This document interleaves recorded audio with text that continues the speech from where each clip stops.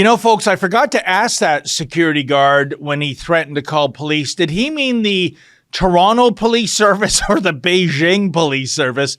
Because it would appear that both law enforcement agencies are active in Hogtown these days.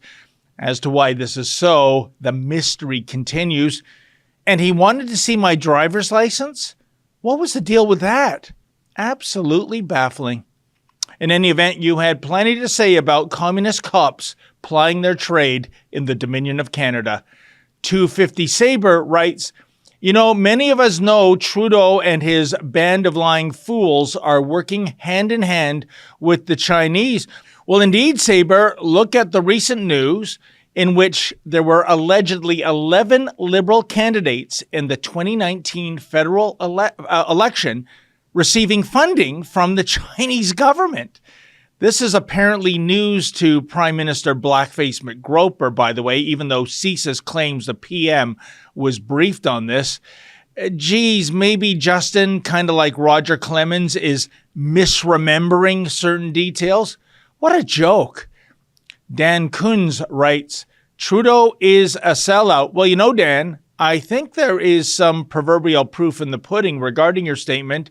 It was in 2013, I believe, that Trudeau openly admitted his admiration for the basic dictatorship of China when it comes to, you know, getting things done. Since our PM is so smitten by this communist regime, why would he be offended if commie cops were running around in Canada doing God knows what? What a disgrace and what a dereliction of duty. M. Rifle 223 writes, they have no right on Canadian soil. Trudeau has to be jailed and the Chinese need to be kicked out. Well, M. Rifle, I'll simply settle for the PM losing the next election, whenever that's going to be.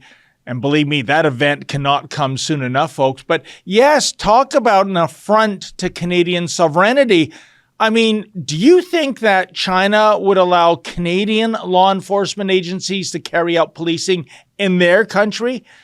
I think the odds of that happening would make even the most reckless gambler cringe.